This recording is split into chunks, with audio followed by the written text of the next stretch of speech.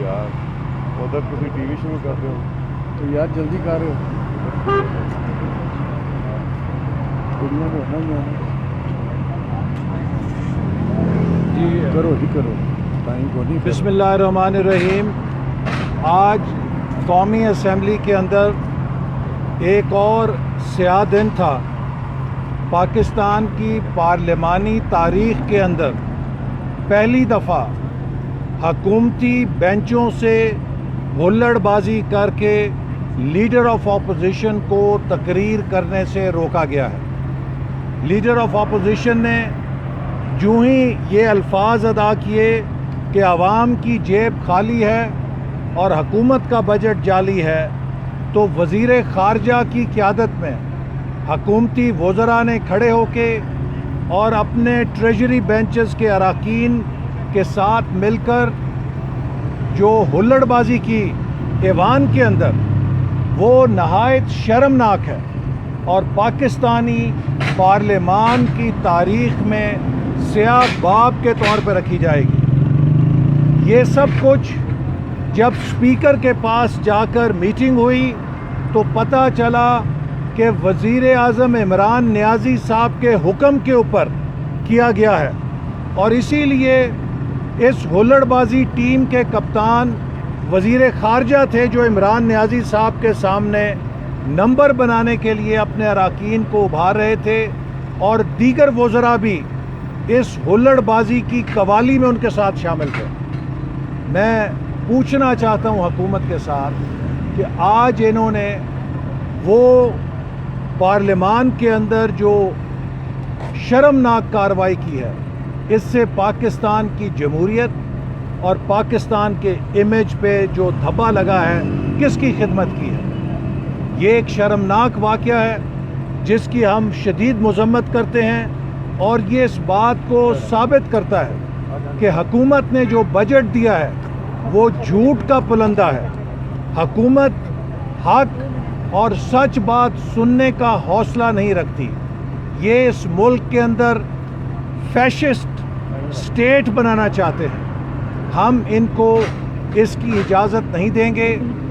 آج کے ہم اس کارروائی کی شدید مذمت کرتے ہیں، چونکہ پاکستان کی پارلیمان میں 72 سالوں میں کوئی مثال نہیں ملتی کہ لیڈر آف اپوزیشن کو سرکاری بینچز، ٹریجری بینچز اور وفاقی وزراء کی طرف سے ہلڑ بازی کر کے تقریر کرنے سے روکا گیا ہو. اگر لیڈر آف اپوزیشن نے کہا کہ عوام کی جیب خالی ہے اور حکومت کا بجٹ جعلی ہے تو یہ سچ بات ہے. کیوں حکومت کو مرچیں لگیں؟ اور یہ بات مزید تکلیف دہ ہے کہ جب اسپیکر صاحب کے دفتر میں ہمیں یہ معلوم ہوا کہ یہ سب کارروائی وزیر اعظم ہاؤس سے عمران نیازی صاحب کی ہدایات پہ کی گئی، اور حکومتی وزراء نے کہا کہ ہم پہلے وزیر اعظم سے اجازت لیں گے، پھر ایوان کی کارروائی چلنے کی ہم اجازت دے سکتے ہیں. تو کیا اسپیکر ایک کٹ پتلی ہیں؟ پاکستان کی قومی اسمبلی کو کبھی کسی ملٹری ڈکٹیٹر نے اس طرح یرغمال نہیں بنایا جس طرح عمران احمد نیازی نے اس پاکستان کے منتخب ایوان کو یرغمال بنایا ہوا ہے. یہ بنی گالا ہاؤس نہیں ہے، یہ پارلیمنٹ آف پاکستان ہے. یہ بنی گالا میں عمران خان کا محل نہیں ہے جہاں ان کا قانون چلتا ہے. پارلیمنٹ کو پاکستان کے آئین اور قانون کی طاقت سے چلنا ہے. یہ پاکستان کے منتخب نمائندوں اور 22 کروڑ عوام کے ووٹوں کی امانت کا ایوان ہے. عمران خان اس کو بنی گالا ہاؤس بنا کے رکھنا چاہتے ہیں. ہم پاکستان کی پارلیمنٹ کو بنی گالا ہاؤس نہیں بننے دیں گے جہاں شہنشاہ معظم عمران نیازی کے حکم سے یہ ایوان چلے گا اور یہ ایوان بند ہوگا. یہ ایوان چلے گا تو پاکستان کے آئین اور اپنے قانون کے تحت چلے گا. تو آج کا دن نہایت شرمناک ہے. یہ اسپیکر صاحب کھڑے ہیں، یہ بھی آپ کو بتائیں گے کہ کبھی پارلیمانی تاریخ میں ایسا واقعہ نہیں ہوا. بسم اللہ الرحمن الرحیم. 2002 سے बल्कि राना तनवीर साहब 1985 से पार्लियामेंट का हिस्सा हैं और कभी ये नहीं हुआ कि लीडर ऑफ द ऑपोजिशन जिसका स्टेटस वज़ीर आज़म जितना होता है उनको बात करने का मौका ना दिया जाए या डिसरप्ट किया जाए। और इसकी वजह सिर्फ एक ही है ताकि वो हुकूमत को एक्सपोज ना कर सकें।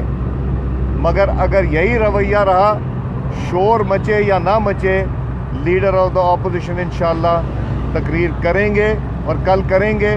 मगर एक रवायत बुरी पड़ गई और वो रवायत जमहूरियत की नफ़ी करती है। ये जमहूरियत के हक़ में नहीं जो बात हुई और ये पार्लियामेंट का वक़ार नीचे गिरा है, जो कि तकलीफ़ हुई सारे मेंबरान को जो जमहूरियत की बात करते हैं, जो सिस्टम की बात करते हैं और जो कहते हैं कि पार्लियामेंट ऑफ पाकिस्तान को अहमियत दी जाए, यहाँ बातें की जाएं। ये कुलभूषण का केस क्या छेड़ा कि वो आज किसी चीज़ पे बात नहीं करते कि तकरीर में उस लेजिस्लेशन का भी जिक्र ना हो, या जो EVM मशीन्स का था कि जो दुनिया के चंद ममालिक में है, बाकी ममालिक जो हैं वो EVM मशीन्स के बग़ैर करते हैं, बल्कि बंद कर चुके हैं, करके बंद कर चुके हैं, तर्क कर चुके हैं। तो वो ये चीज़ें ताकि बात ना हो, ये बात होगी और हर प्लेटफॉर्म पे इंशाल्लाह होगी। बिस्मिल्लाहिर्रहमानिर्रहीम। बात तो फैसल साहब ने और या सादिक साहब ने मुकम्मल कर दी है, लेकिन थोड़ी सी मैं आपको बात बताना चाहता हूँ। जब इसके बाद हमें स्पीकर साहब ने दावत दी कि आएँ और इसका कोई हल ढूंढते हैं ताकि ये लीडर ऑफ द अपोजिशन की स्पीच जो है वो बगैर अनइंटरप्टेड तरीके से वहाँ वो कर सके, लेकिन वहाँ पे जो हुकूमती सीनियर वज़रा का रवैया था हमारे साथ, वहाँ पीपल्स पार्टी वाले, JUI वाले, सारी अपोजिशन थी, वो हमारे साथ लड़ने को आ रहे थे। लेकिन हमने फिर यही फ़ैसला किया, ये जो बात करते हैं फाशिस्ट होने की, मैं समझता हूँ कि फाशिस्ट बनने नहीं जा रहे, बल्कि 2018 से एक फाशिस्ट हुकूमत पाकिस्तान में है और जिसका मुजाहरा वो 3 सालों से वो करते आ रहे हैं। जिस तरह अपोजिशन के साथ उन्होंने कामी कार्रवाइयाँ की, जिस तरह पार्लियामेंट को डिसफंक्शनल किया, अंडरमाइन किया, जिस तरह कानून और आइन की धज्जियाँ बखेरी गई, मैं समझता हूँ कि उसकी मिसाल कभी डिक्टेटरों की हुकूमत में भी नहीं मिली। तो आज फिर हमने यही फ़ैसला किया है कि अगर इनका ये रवैया है तो आइंदा हम स्पीकर साहब से अगर बात करनी हो तो हम अपोजिशन वाले अलहदा करेंगे और सरकारी जो लोग हैं, ट्रेजरी बैचेस के या हुकूमती लोग, वो अलहदा स्पीकर साहब उनसे बात करें। ऐसा इकबाल साहब ये बताएं कि यकीनन ये पहला मौका है कि अपोजिशन लीडर को तकरीर से रोका गया है, कहीं ऐसा तो नहीं है कि इस जो पार्लियामेंट में ये जो अपोजिशन है इंतहाई कमज़ोर है और अंदरूनी खाना ये कहीं बी टीम बनी हुई है? इसके साथ मेरा ये भी सवाल है कि क्या इस बात पे मौक़िफ़ पे आप कायम है कि अमेरिका को अड्डे दिए जा रहे हैं पाकिस्तान में? देखिए, अगर अपोजिशन की तरफ से कोई नरमी होती तो आज इस तरह का हुकूमत की तरफ से हुल्लड़बाजी का मुजाहरा नहीं होता। ये इस बात का सबूत है कि हुकूमत वो सच नहीं सुनना चाहती जो लीडर ऑफ अपोजिशन कौम के सामने इस बजट की हकीकत रखना चाहते थे, और आज की हुकूमत की हुल्लड़बाजी इस बात का सबूत है कि उसे अपोजिशन की बयान की तकलीफ़ है। तो मैं समझता हूँ कि आज अपोजिशन को बहुत बड़ी अखलाकी कामयाबी हासिल हुई है और हुकूमत की अखलाकी दिवालियापन पूरी कौम ने देखा है कि ये जो जमहूरियत का नाम लेते हैं, असल में इमरान अहमद नियाज़ी हिटलर का शागिर्द है, ये हिटलर का चेला है और ये उसी तरह पाकिस्तान में भी वन पार्टी सिस्टम नाफिज करना चाहता है। जिस तरह हिटलर ने वन पार्टी सिस्टम बनाई थी और हिटलर ने भी पार्लियामेंट को कब्ज़ा करके बंद कर दिया था, उसके अंदर से तमाम अपोजिशन को मिटाने की कोशिश की थी। तो ना इमरान नियाज़ी हिटलर है, ना पाकिस्तान जर्मनी है। पाकिस्तान मुस्लिम लीग नून और दीगर अपोजिशन पार्टीज़ मिलकर इंशाअल्लाह ताला इसका मुकाबला करेंगे। हमने बड़े बड़े डिक्टेटर्स को भगाया है तो इमरान नियाज़ी को भी भगाएंगे। और जो आपने अमरीकी अड्डों की बात की है, इसके हवाले से पाकिस्तान डेमोक्रेटिक मूवमेंट ने ये मुतालबा किया था कि हुकूमत पार्लियामान को نہ صرف افغانستان کے حوالے سے جو حالات اور واقعات ہیں اور وہاں پر کیا سیکیورٹی کے ہمارے اوپر اثرات پیدا ہو سکتے ہیں امریکہ کے انخلا کے بعد، اور جو امریکہ کے ساتھ معاہدہ کیا گیا ہے اس کی کیا تفصیل ہے، پارلیمنٹ کو بریفنگ دی جائے۔ لیکن آپ نے دیکھا کہ ہمیں کبھی نیو یارک ٹائمز سے پتہ چلتا ہے، کبھی ہمیں سینٹ امریکہ کے اندر کسی امریکی عہدیدار کے بیان سے کچھ معلومات ملتی ہیں، کبھی فائنینشیل ٹائمز میں ہم دیکھتے ہیں کہ لکھا جاتا ہے کہ IMF کے معاہدے میں کچھ سہولت کی خاطر پاکستان امریکہ کو تمام سہولت دینے کے لیے تیار ہے۔ گویا کہ اب یہ مقام آ گیا ہے کہ آپ IMF کے معاہدے میں کچھ سہولت لینے کے لیے پاکستان کی خود مختاری سرنڈر کرنے کے لیے تیار ہیں۔ جس طرح کلبھوشن یادیو کے اوپر آپ نے شرمناک قانون پاس کیا ہے، میں سوال کرنا چاہتا ہوں کہ اگر اس طرح ہندوستان کے قبضے میں کوئی پاکستانی جاسوس ہو تو کیا کبھی لوک سبھا سے پاکستانی جاسوس کے نام پہ کوئی قانون پاس ہو سکتا ہے؟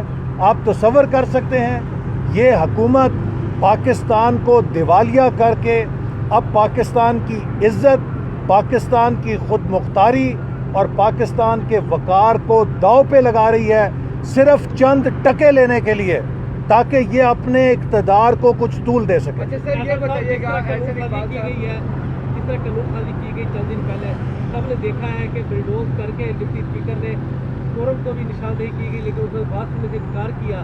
تو اس قانون سازی کی حیثیت کیا ہے، اب قانونی حیثیت کیا ہے؟ دیکھیے، میں سمجھتا ہوں کہ اس کی جو بھی پروسیجرل حیثیت ہو، اس کی قانونی اور اخلاقی حیثیت جو ہے وہ مشکوک ہو گئی ہے، اور اسی لیے اپوزیشن نے ڈپٹی اسپیکر کے خلاف ووٹ آف نو کانفیڈنس جمع کرایا ہے۔ اس ووٹ آف نو کانفیڈنس کا مقصد جیت یا ہار نہیں ہے، اس کا مقصد ڈپٹی اسپیکر کے اس رویے کو احتجاج کے ووٹ کے ساتھ پوری قوم کے سامنے پیش کرنا ہے اور ڈپٹی اسپیکر صاحب کی عزت افزائی کرنی ہے، تاکہ آئندہ جو بھی اس کرسی پہ بیٹھے وہ کم از کم اپنے وقار اور اپنے منصب کے تقاضوں کا خیال رکھے۔ اس میں میں ایک بات بتانا چاہتا ہوں، یہ جو لیجسلیشن انہوں نے ہریڈلی کی ہے، ہیسٹی جو کی ہے، جلدی میں انہوں نے بلڈوز کیا ہے، اس کا ہم نے اپوزیشن کی طرف سے مطالبہ کیا ہے کہ اس کو ختم کر کے دوبارہ لیجسلیشن لائی جائے اور جو پروسیجر ہے اس کے مطابق کی جائے، اور انشاءاللہ اس پہ ہم ان کو قائل کریں گے، پریشر ڈالیں گے، جس طرح بھی ہوا اس کو دوبارہ ہم چاہتے ہیں کہ یہ ہمارے سامنے آئے اور اس میں بحث باسے کے بعد پورے پروسیجر کے ساتھ۔ اور اس میں ایک بات اور میں ایڈ کروں، دیکھیے اس میں ایسی لیجسلیشن بھی ہے جو انہوں نے آئینی طور پہ آئینی اداروں کے کردار اور ان کی جو فنکشنز ہیں انہیں تبدیل کیا ہے۔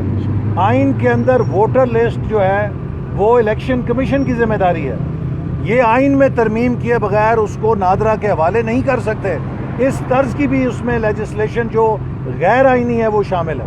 کیا سینٹ میں یوسف رضا گیلانی کو نون لیگ نے اپوزیشن لیڈر مان لیا ہے؟ اگر نہیں مانا تو آج جو انہوں نے اجلاس چیئر کیا ہے اس میں نون لیگ کے سینیٹر کس کے کہنے پر بیٹھے تھے اور ان کے جو صدارت کی ہے یوسف رضا گیلانی صاحب؟ اس میں دیکھیں، یہ ایک ہمارا وہ باقی جو ایشو ہیں ہمارے وہ PDM لیول پہ بھی آپ نے دیکھا اور بھی سارے، لیکن پارلیمنٹ لیول پہ یہ ہم نے فیصلہ کیا ہے کہ متحدہ اپوزیشن کے طور پہ ہم کام کریں گے، چاہے نیشنل اسمبلی ہو چاہے وہ سینٹ ہو۔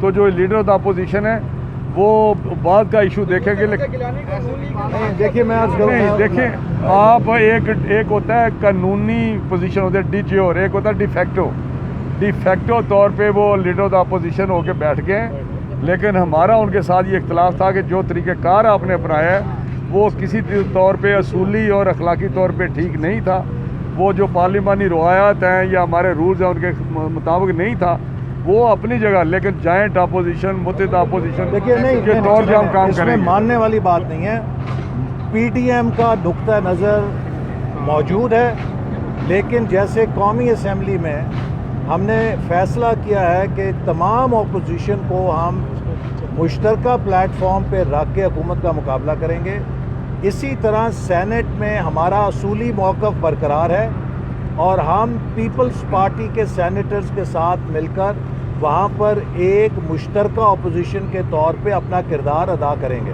ایسے میں پال صاحب یہ بتائیں کہ پاکستان کا ڈیفنس بجٹ کتنا ہونا چاہیے؟ اگر یہ کم ہے تو آپ کے خیال میں کتنا ہوگا؟ دیکھیے میں سمجھتا ہوں کہ پاکستان کے معیشت کو تباہ کرنے کا نتیجہ یہ نکلا ہے کہ پاکستان کا ڈیولپمنٹ بجٹ بھی آج 2017-18 کی سطح پہ ہے اور پاکستان کا ڈیفنس بجٹ بھی 2017 اور 18 کی سطح پہ ہے.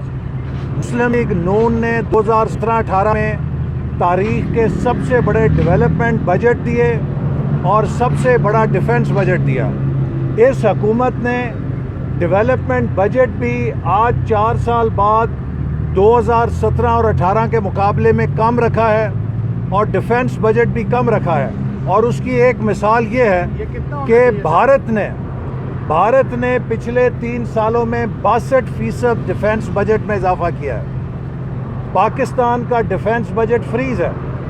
مسلم لیگ نون نے اپنے پہلے 3 سالوں میں ڈیفنس بجٹ میں 40% اضافہ کیا تھا اور اسی طرح جو ڈیولپمنٹ بجٹ ہے اس میں 200% اضافہ کیا تھا. تو ہمارا یہ موقف ہے کہ پاکستان کا جو ڈیولپمنٹ بجٹ ہے اس میں بھی اضافہ ہونا چاہیے تاکہ ہم تعلیم، صحت، انفراسٹرکچر اور ٹیکنالوجی میں انویسٹ کر سکیں، انسانی وسائل میں انویسٹ کر سکیں اور ہمارے ڈیفنس بجٹ کو بھی ہمارے خطے کی جو دفاعی ضروریات ہیں ان کے تقاضوں کے مطابق ہونا چاہیے.